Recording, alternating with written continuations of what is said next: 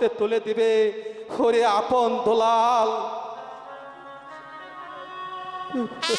ঠিক আছে মহারাজ, আপনার দোলালের জন্য আপনি ভেঙে পড়বেন না। ওদেরকে আমি ভালো মাস্টারের কাছে নিয়ে গিয়ে সুশিক্ষায় শিক্ষিত করে তুলব। ঠিক আছে সেনাপতি মীর কাসেম, তুমি তাই করো। ওদেরকে এমন ভাবে লেখাপড়া শেখাবে যাতে ওরা একটা আদর্শ মানুষের মতো মানুষ হতে পারে। আমাদেরকে বিদায় দিন পিতা। হ্যাঁ হ্যাঁ, এই বিদায় লাগবে। আপনার চোখের জলে আমাদের পথটা পিছনে করে দিবেন না পিতা। আমাদেরকে বিদায় দিন পিতা। পিতা কে জলে পথে মোদের পিছল হয়ে যায়। পিতার চোখে ওরা যেন মানুষের মতো মানুষ। পিছল হয়ে যায়।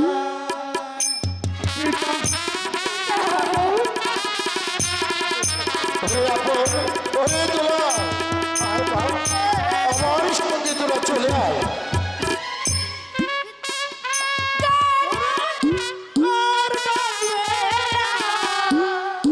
যেতে পারবো না। দোলাই, এভাবে কাঁদিস নে বাপ। চল বাপ, তোদেরকে যে মানুষের মতো মানুষ হতে হবে।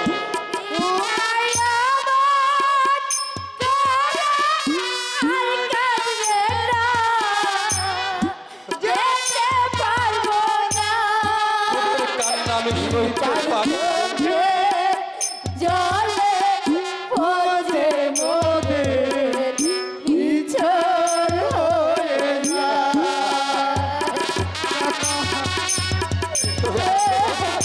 ওরে দোলাই, তোরা কাঁদিস নে বাপ। ওরা কাঁদলে যে আমি আর কিছুই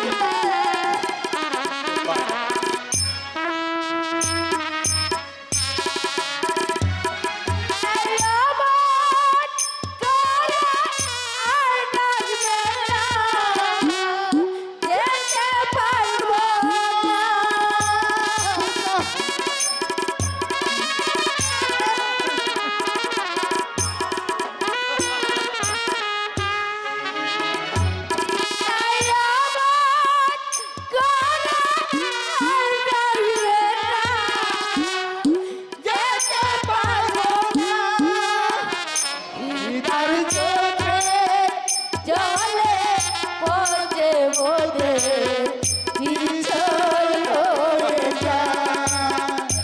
পিতার চোখে জলে পথে মোদের পিছল হয়ে যায়।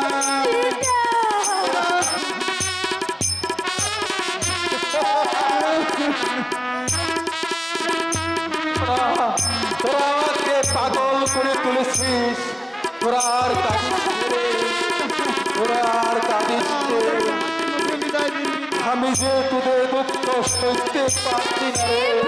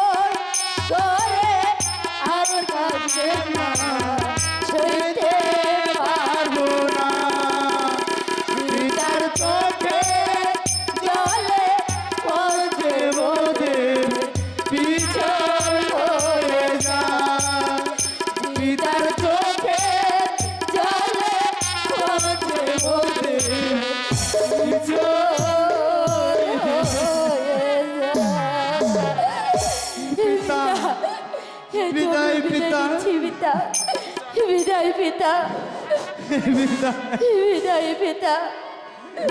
বিদায় পিতা বিদায় বিদায় পিতা পিতা সেনাপতি মীর কাসেম তুমি বিদায় পিতা পিতা ভালোভাবে বিদায় পিতা ভর্তি করে দিয়েছো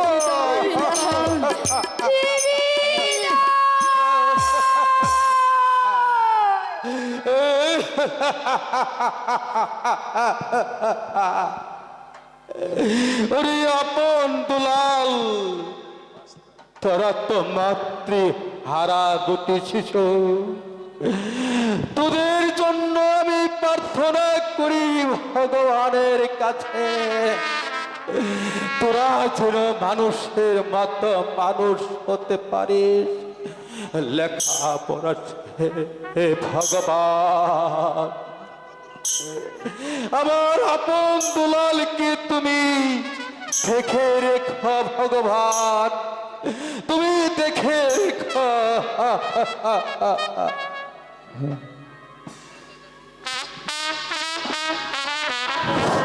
উপস্থিত দর্শক মণ্ডলী ও আমার মা বোনেরা ও যাত্রাপ্রিয় ভাই বোনেরা, আপনারা দেখছেন বাংলার লোকনাট্য আপন দুলাল যাত্রাপালা। এই যাত্রাপালায় বিবেকে ধরি বই মাস্টারের পড়ায় সন্তুষ্ট হয়ে আবুল মিয়া তাকে 100 টাকা দিয়ে পুরস্কৃত করেছে। সেই সঙ্গে আমার আরেক বন্ধুবর মোহাম্মদ শফিকুল ইসলাম সপু তাকে আরো 100 টাকা দিয়ে পুরস্কৃত করেছে। সেই সঙ্গে এই আপন দুলাল যাত্রাপালার শক্তিমান অভিনেতা মীর কাসেমের ভূমিকা অভিনয় করছেন আমাদেরই বন্ধুবর আব্দুল গফুর মিয়া, তাকে আমি 100 টাকা দিয়ে পুরস্কৃত করছি। সেই সঙ্গে আপন দুলালকে মঞ্চে আসার জন্য আমি অনুরোধ করছি। সেই সঙ্গে আমাদের বিএনপির নেতা মধ্যবর্তী লাল মিয়া সাহেব, তাদের দুজনকে 100 টাকা দিয়ে আশীর্বাদ করছে।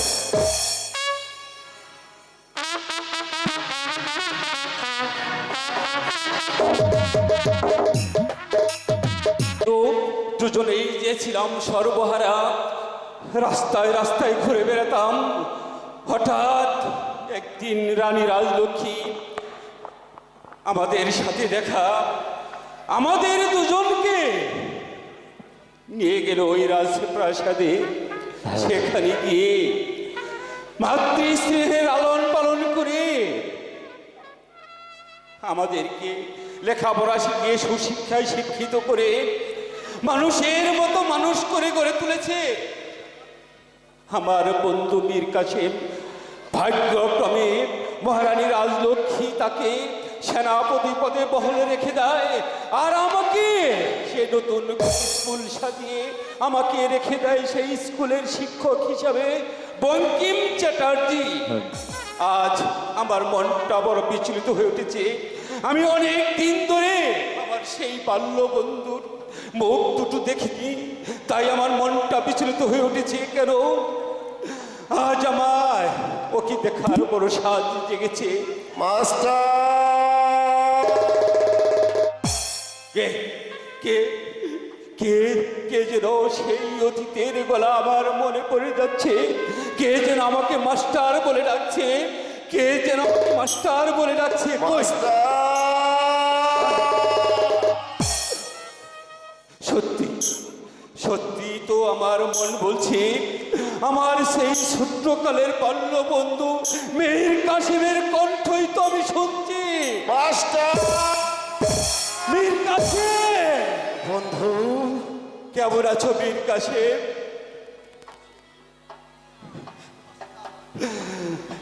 মীর কাসেম,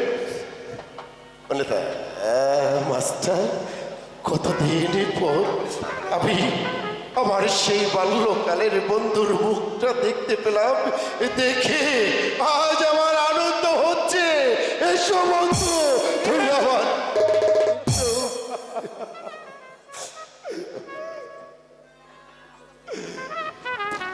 মীর কাসেম, একই বীর কাশিম তোমার চোখে জল, তাহলে রাজপ্রাসাদের কি খবর? তাই না মাস্টার, না আমি রাজপ্রাসাদের কোনো সংবাদই আমি তোমার কাছে বলতে পারবো না। সে কথা শুনলে তুমি আঘাত পাবে। বীর কাশিম, তুমি আমার কাছে খুলে বলো বীর কাশিম, ওই রাজপ্রাসাদে কি হয়েছে? শুনবে মাস্টার? আমি শুনবো। ওই রাজপ্রাসাদের কি খবর আমি শুনতে চাই বীর কাশিম। রাজপ্রাসাদে অনেক বড় একটা জ্বর হয়ে গেছে। জ্বর হয়েছে? হ্যাঁ মাস্টার, এমন কি জ্বর? যে রানীমা আমাদেরকে ছোটবেলা রাস্তা থেকে কুড়িয়ে এনে আমাদেরকে লালন পালন করে আমাকে করে দিয়েছিল প্রধান সেনাপতি, আর তোমাকে করে দিয়েছিল এই সুন্দর স্কুলটি, আর সেই রানীমা আমাদেরকে ছেড়ে চলে গেছে।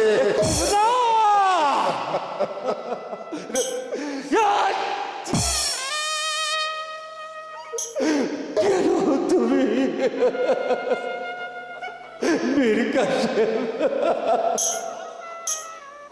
যে রানী রাজলক্ষ্মী ওই রাস্তা থেকে ঘুরে নে আমাকে তোমাকে লেখাপড়া শিখিয়ে মানুষের মতো মানুষ করে গড়ে তুলেছে, তার সেই রানী রাজলক্ষ্মীর মৃত্যুর খবর কেন তুমি আমাকে দিলে না? বলো বলো বীর কাশিম, এমন কি হতভাগাকে তুমি একটু বললে না? মাস্টার, তুমি তুমি আজ আমাকে মারলে মাস্টার। জানো মাস্টার, তোমার ওই হাতের দাম আমার এখানে লাগেনি, লেগেছে আমার এখানে লেগেছে মাস্টার। আমি শুধু তোমাকে সংবাদটা দিতে পারিনি। রাজি কার্য পরিচালনা করতে গিয়ে আমি আমি হয়তো ভুলে গেছি, তাই তুমি আজ আমাকে মারলে। বীর কাশিম, কেন কেন তুমি আমাকে রানী রাজলক্ষ্মীর মৃত্যুর সংবাদ দিলে না বন্ধু? তাহলে তুমি এখানে কিসের জন্য এসেছ? তুমি এখান থেকে চলে যাও। মাস্টার, আমি কেন এসেছি জানতে চাও? রানীমা মৃত্যুর পর তার দুটি নয়নের মনে কলিজার টুকরা রেখে গেছি, আর তাদেরকে আমার হাতে তুলে দিয়ে গেছে। আরো বলেছে, কি বলেছে? ভাই মেয়ের কাছে আমার আপন আর তোলালকে লেখাপড়া শিখিয়ে মানুষের মতো মানুষ করে তুলবে। তাই তো আপন আর তোলালকে আমি নিয়ে এসেছি, ওদেরকে বাইরে দিয়ে তা করে রেখেছি। তুমি কি পারবে না বন্ধু? তুমি আমাকে কথা দাও, আপন আর তোলালকে মানুষের মতো মানুষ করে তুলবে, ওদেরকে সুশিক্ষায় শিক্ষিত করে তুলবে। বলো মাস্টার, তুমি কি পারবে না? বীর কাশিম, যার দুধ খেয়ে আমি এত বড় হয়েছি মাস্টার, আর তার দুটি সন্তানকে কই কই তারা? আমি কি তাদেরকে মানুষ করতে পারবো না? কোথায় রেখেছ? আপন তোলাল, আপন তোলাল, কাকা, করে হচ্ছে তোমাদের শিক্ষা গুরু, প্রণাম করে নাও। গুরুজি,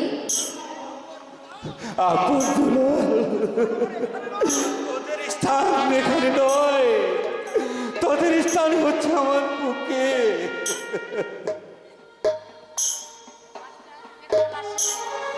মাস্টার, বলো বীর কাশিম। ওদের দুটি ভাইকে আমি তোমার কাছে দেখে যাচ্ছি, ওদেরকে দেখে তোমার জীবন গেলে ওরা তো ভাই যেন কোনো কষ্ট না করে ওদেরকে সুশিক্ষায় শিক্ষিত করে তুলবে। আমি যেন জানতে পারি যে আমার বন্ধু বঙ্কিমের মতো আপনার তোলাল মানুষের মতো মানুষ হয়েছে। এবার আমি আসি বন্ধু। আমি তোমাকে কথা দিচ্ছি বীর কাশিম, আমার জীবন দিয়ে হলেও আমি আপন দুলালকে মানুষের মতো মানুষ করে গড়ে তুলবো। তোলাল, কাকা, আপন কাকা, তোমরা গুরুজির অমতে কোনো কাজ করবে না। গুরুজি যা বলবে তোমরা তাই শুনবে। ঠিক আছে কাকা। এবার আমি না কাকা, আমরা দুটি ভাই আপনার সঙ্গে যাব কাকা। না, ওরে আপন দুলাল, তোমরা যদি আমার সাথে প্রাসাদে যাও তাহলে লেখাপড়া করবে কি করে? কাকা। তাই তো মাস্টারের কাছে থেকে তোমাদের না লেখাপড়া কাকা, করতে হবে। না। আমরা লেখাপড়া শিখবো না কাকা। আমরা দুটি ভাই আপনার সঙ্গে চলে যাব কাকা। ঠিক আছে, আমি তোদেরকে আমার সঙ্গে নিয়ে যাবো। এই দলাল আপন, কাকা। তোরা পাখি দেখতে অনেক ভালোবাসিস তাই না? হ্যাঁ, এদিকে আয়। এখানে দাঁড়িয়ে দাঁড়িয়ে ওই তো দেখ গাছের ডালে কি সুন্দর পাখি খেলা করছে তাই না? তাই না? ওই তো দেখ। কোথায় কাকা? আপন দেখতে পাচ্ছিস না? না কাকা, আরে ওই দেখ, ওই দেখ কি সুন্দর পাখি খেলা করছে। কোথায় দাদা? আমিও তো দেখতে পাচ্ছি না। আমি তো দেখতে পাচ্ছি না। পাচ্ছিস? কাকা, কোথায় কাকা? কাকা, কাকা।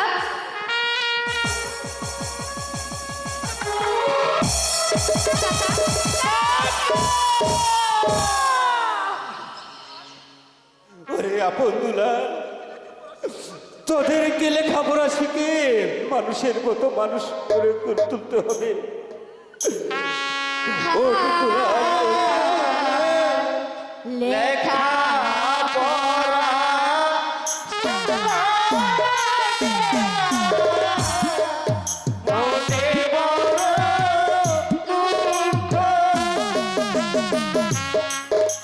ওরে আপন দুলাল,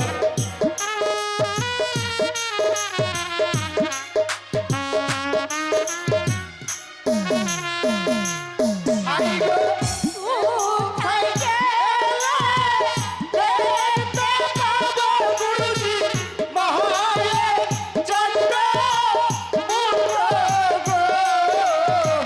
মহাবীর চন্দ্র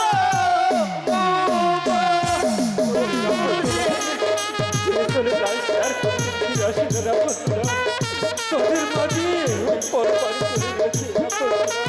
তোরা আর কাঁদিস নে বাবা, তোরা আর কাঁদিস নে।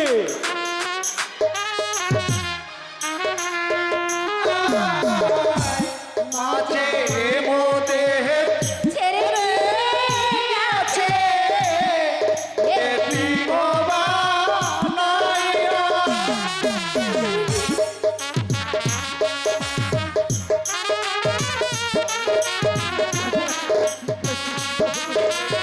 তোদের মাঝে কাঁদিস পায়ের কাটা মনে হইলে গুরুজি হৃদয় জায়গা দিয়া গো হৃদয় জায়গা দিয়া গুরুজি আমি ওদেরকে কেমন করে বুঝ দেব ভগবান?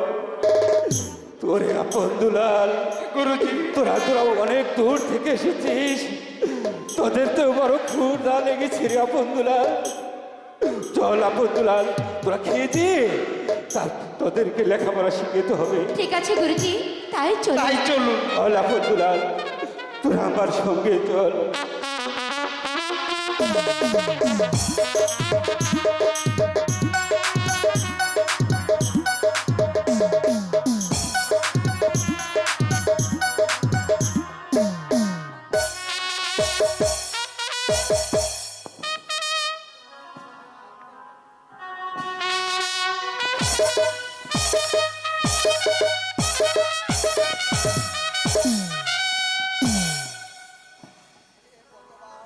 হে ভগবান, হে অসহনীয় জ্বালায় আমার বুকের পাঁজরগুলো ভেঙে সুরমার হয়ে যাচ্ছে।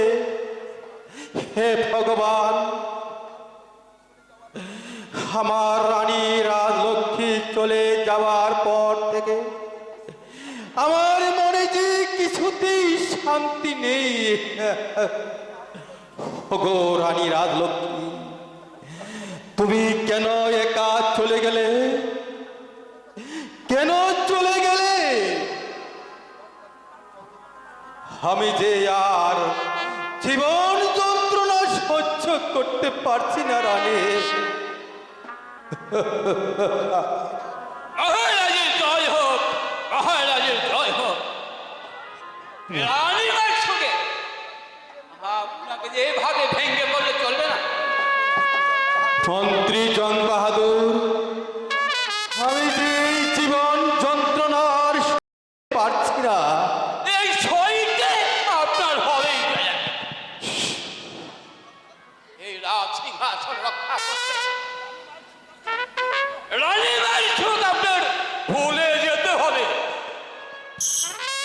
যদি ভুলতে না পারি তো মন্ত্রী জং বাহাদুর, আরে এই সিংহাসন ছেড়ে দিতে পারে চলবে। সিংহাসন হারিয়ে যাবে। হ্যাঁ, মহারাজ। প্রজারা ওদের সবাই আপনার বিদ্রোহী ঘোষণা করছে। মহারাজের জয় হোক, মহারাজের জয় হোক। সেনাপতি মীর কাসেম হঠাৎ করে এই অসময়ে তুমি রাজ দরবারে উপস্থিত। আমি পাশ দিয়ে যাচ্ছিলাম, হঠাৎ করে মন্ত্রী জং বাহাদুরের কথা শুনতে পারলাম। প্রজারা নাকি কি যেন নিয়ে বিদ্রোহ করছে। কোন প্রজায় বিদ্রোহ করছে আপনি কি একটু খুলে বলবেন আমার কাছে? মহারাজ, সেনাপতি মীর কাসেম আমাকে অপমান করছে। মহারাজ, আমার মনে হচ্ছে মন্ত্রী জং বাহাদুরের মাথায় ভীমরতি ধরেছে, তাই তো কিছুদিনের জন্য তাকে অবসরে দেওয়া হোক। ওই ছেলেরা হুঁশিয়ার সেনাপতি মীর কাসেম, তোমার কাজ হলো সৈন্যাগারে, তোমার কাজ রাজ দরবারে নয়। মহারাজ, তুমি সংযত হও, সংযত হও। মহারাজ, এ আপনি কি বলছেন মহারাজ? কিন্তু আমি ভুলে গিয়েছিলাম, আমি সৈন্য পরিচালনা করার জন্য, রাজ্য কার্য পরিচালনা করার জন্য নয়, কিন্তু জামাল করবে। একটি কথা আমি মন্ত্রী জং বাহাদুরকে বলে যেতে চাই। মন্ত্রী জং বাহাদুর, আপনি ভুলে যাবেন না এই মুসলিম নৌজওয়ান মীর কাসেমের কথা। তাই আপনাকে স্মরণ করে দিয়ে যেতে চাই, মহারাজকে যদি কোনো কুপরামর্শ দিতে থাকেন তাহলে আপনার ভগবান আপনাকে ক্ষমা করবে, আপনার 33 কোটি দেবতা আপনাকে ক্ষমা করবে, কিন্তু এই মুসলিম নৌজওয়ান মীর কাসেম আপনাকে কোনোদিন হুঁশিয়ার! বা ঘুমিয়ে আছে, তাকে ঘুমাতে দিন, তাকে জাগ্রত করে তুলবেন না, কথাটা যেন মনে থাকে। দেখছেন মহারাজ, সেনাপতি মীর কাসেম আপনার চোখের সামনে আমাকে অপমান করে গেলে। ঠিক আছে মন্ত্রী জং বাহাদুর, সেনাপতি মীর কাসেম অতি যত্ন সহকারে এই রাজ্য পরিচালনা করতে পারে, তাই তো আপনাকে একটু শাসিয়ে গেল। মহারাজ, এ প্রজারা বলছে আপনি যদি দ্বিতীয়বার গ্রহণ না করে তাহলে প্রজারাই রাজ্যে থাকবে না। জেলা এই লক্ষ্মী আগে রাজারা তা মানবে না। প্রয়োজন হলে এই রাজ্য ছেড়ে তারা চলে যাবে। যাক, সবাই চলে যাক, সিংহাসন হারিয়ে যাক, তবু আমি আর দ্বিতীয় দ্বার গ্রহণ করতে পারবো না। কারণ আমি রানী রাজলক্ষ্মীর কাছে প্রতিজ্ঞা করে বলেছিলাম, তুমি মরে গেলেও আমি আর দ্বিতীয় দ্বার গ্রহণ করব না। মহারাজ, এ আপনার ভাবার উচিত মহারাজ। ভেবে দেখো, আপনি রাজা, আপনি বিশাল, আপনি সকল দুঃখ ভুলে গিয়ে ওই প্রজাদের দিকে তাকিয়ে একবার চিন্তা করে দেখো, প্রজারা যদি সুখী হয় তাহলে আপনি সুখী, হ্যালো, আর প্রজারা যদি দুঃখী হয় তাহলে আপনি দুঃখী। আপনি কি বলতে চান মন্ত্রী জং বাহাদুর? আমি বলতে চাই আমার একটি বিয়ে করুন। মন্ত্রী জং বাহাদুর, আমার সম্মুখে দাঁড়িয়ে এ কথা বলতে আপনার সাহস হলো কি করে? মহারাজ, যা সত্যি তাই বলেছে। না না না না, এ অসম্ভব। আমার সামনে দাঁড়িয়ে আর একবার এই কথা উচ্চারণ করলে আপনার শাস্তিকে কেউ রোধ করতে পারবে না। একদিন একদিন আপনাকে এই শাস্তি ভোগ করতেই হবে মন্ত্রী চং বাহাদুর। শাস্তি?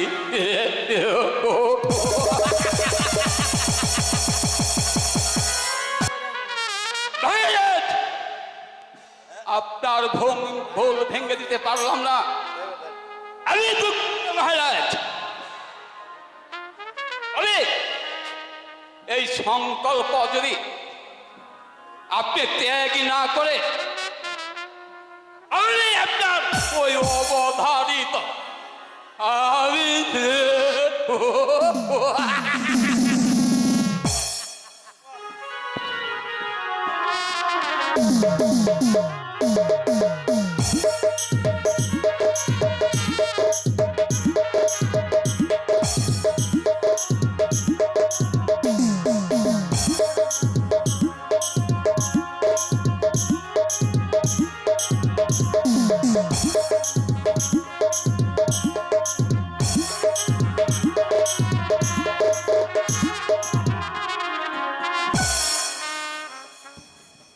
হ্যালো স্যার, সম্মানিত সুধী, আজকে যে বইখানা আপনারা দেখছেন ধৈর্য সহকারে, সেজন্য দরবারের পক্ষ থেকে সকলকে ধন্যবাদ।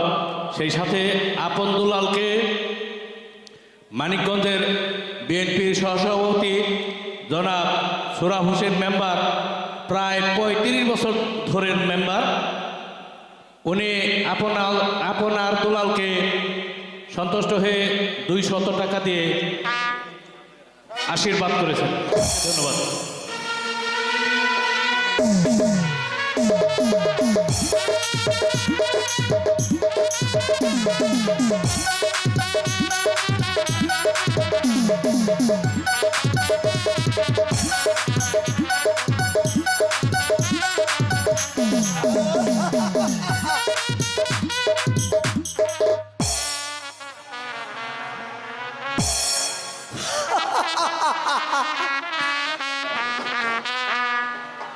মাল একটু বেশি খেয়েছি, নেশা একটু বেশি লেগেছে।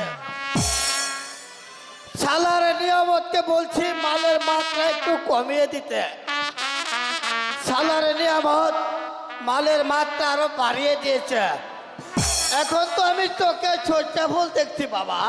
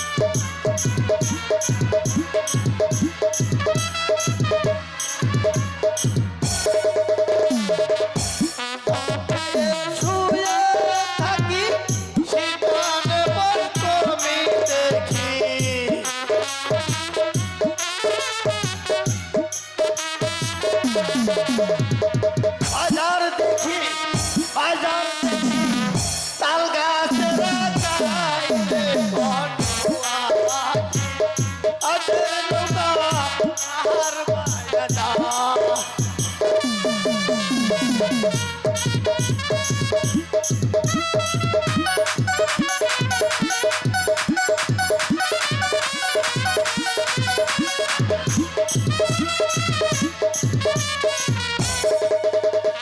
বেদা মাছে কেদা খায়, পুঁটি মাছে পাঁচা খায়।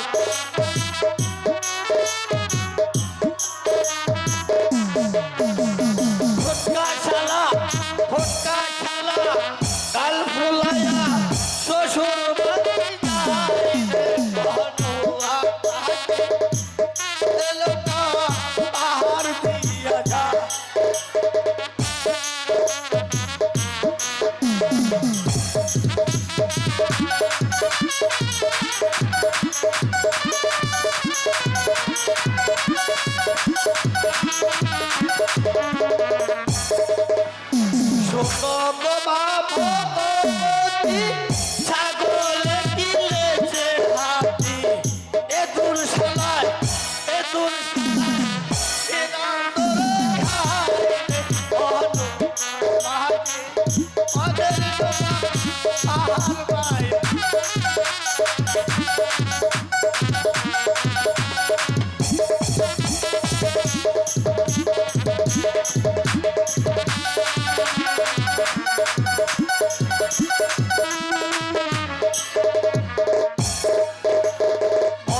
খেয়ে রাস্তায় ঘুরি মানুষ গরু সমান দেখি রেলগাড়িতে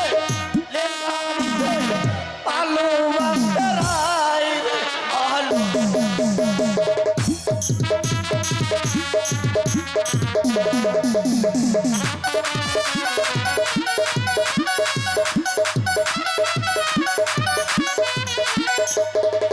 বাবা আব্দুল আলেম অনেক হয়েছে বাবা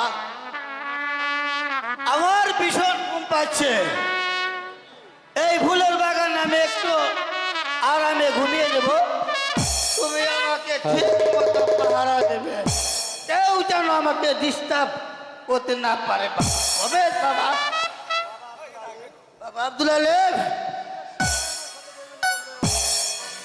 এই পৃথিবীর সবাই আমার সাথে বেইমানি করলো তুমি বাবা আব্দুল আলেম আমার সাথে বেইমানি করবে না বাবা তুমি এখানে ঠিক মতো আমাকে পাহারা দিও বাবা আমি একটু ঘুমিয়ে নিচ্ছি বাবা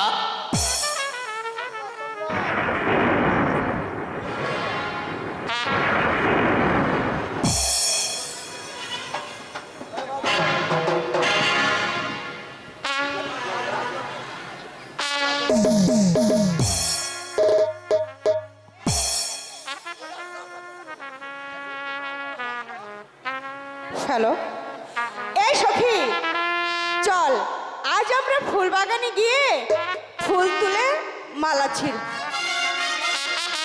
হ্যালো ফুল